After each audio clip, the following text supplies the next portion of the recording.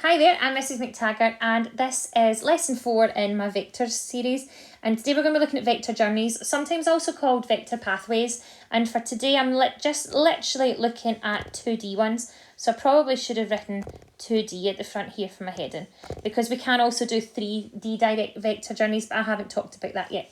So to talk about a journey, we all know what a journey is like. You have a start point, you have an end point, but there's always maybe more than one way to go. So think about walking to your friend's house. There's maybe a really direct route, like going to your friend's house that way and just going from A to B.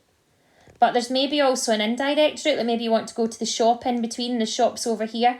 So you could go that way and then that way. And that would be what's called an alternative journey. And they both basically are the same because they both get you to the same end point. So as far as the vector concerned, only the finishing point in relation to the starting point is important, okay? The route you take is completely irrelevant. We just want a vector journey that gets us from A to B, okay? So let's have a look.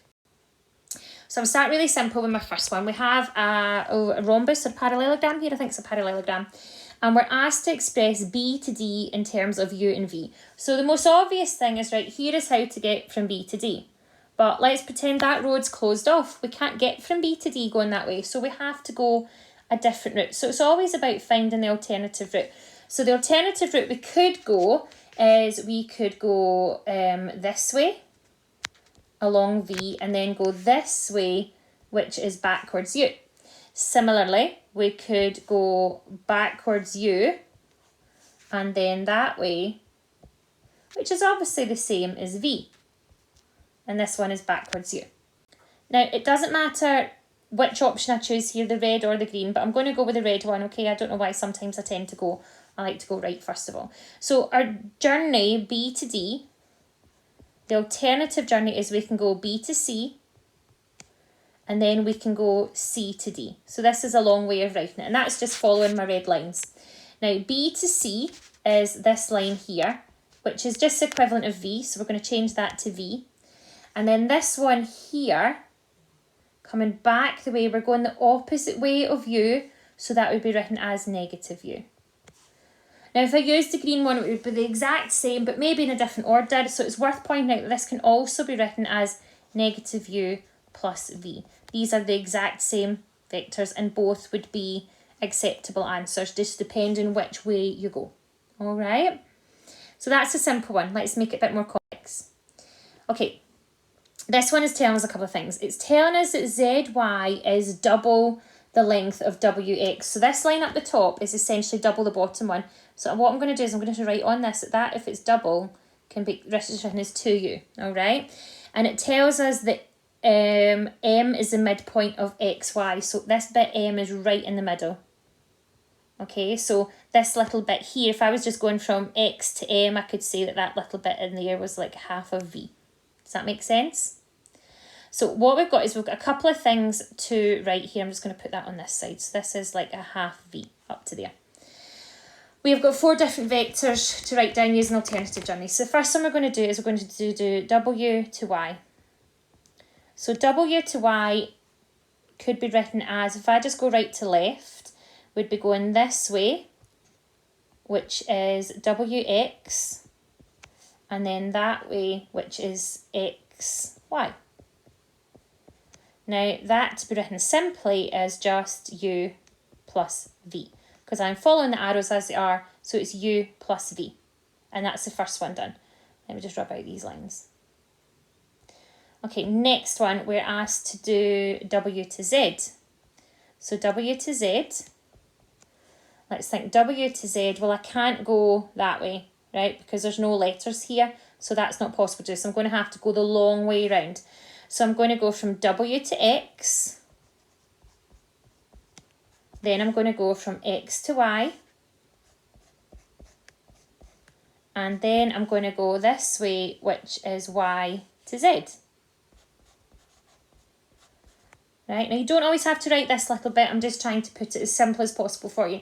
Let's put that in terms of letters. So W to X is just U, X to Y is just V, and then Y to Z was me going backwards against the direction that U was going in. So that would be negative, and we said that the top line was double the bottom, So that was negative 2u. Now this can tidy up using normal rules of algebra. U take away 2u gives you negative u. So it can be written as negative u plus v. Or v take away u, whichever way you want to do it. Both are okay. Right, then I want us to do x to m.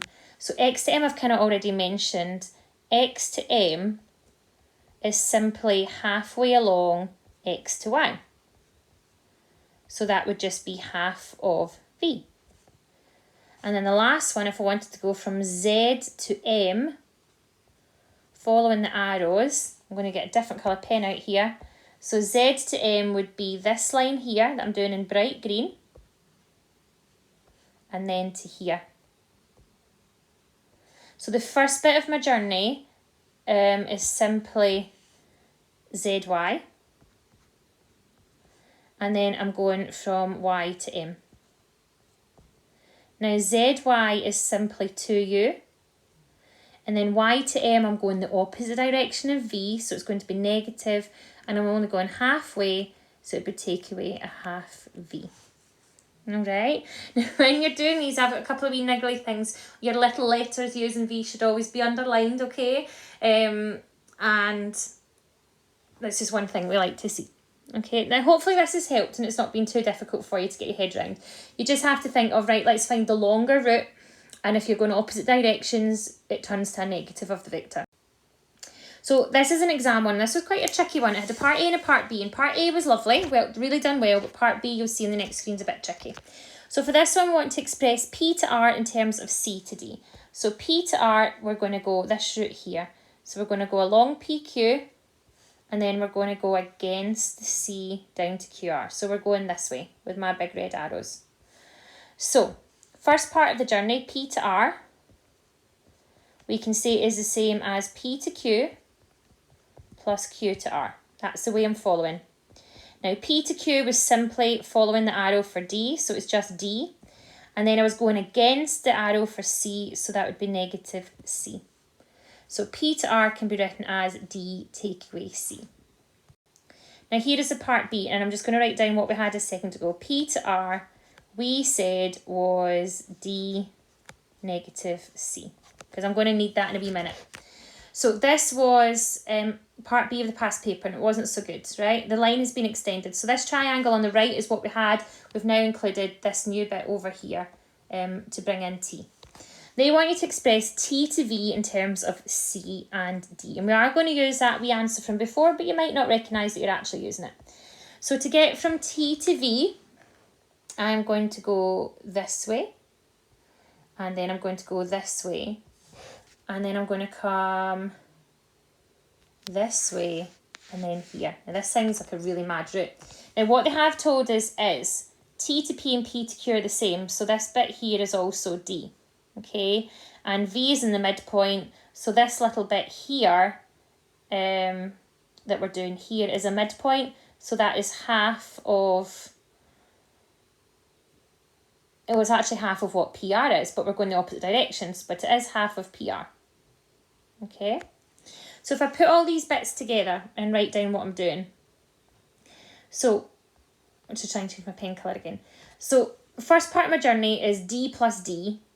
So, T to V is going to be D plus D.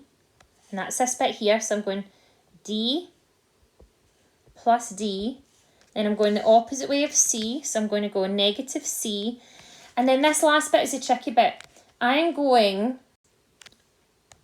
halfway backwards against PR, right? So I am going negative half of what we said PR was. Here's PR.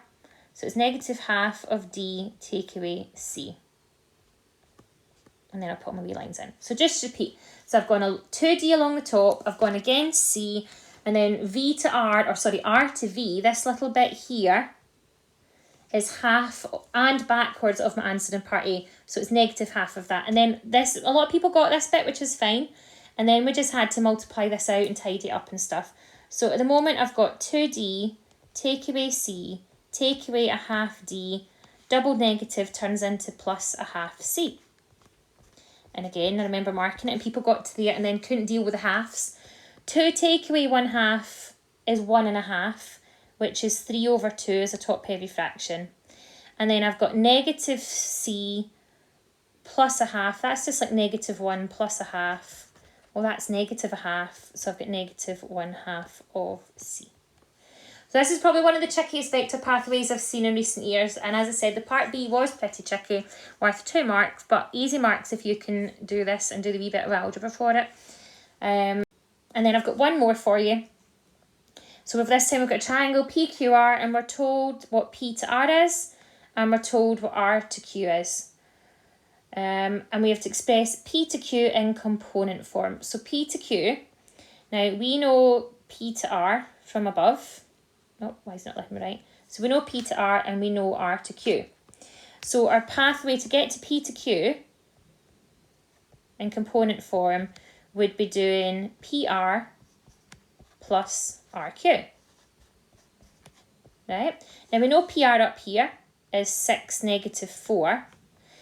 And we know R to Q from up above is -1, 8. So it's just asking you to add these two together, which gives us 5 and 4. So part A is 5, 4. Then they ask you to express M to Q in component form. So M to Q was only doing half of PR because M is a midpoint.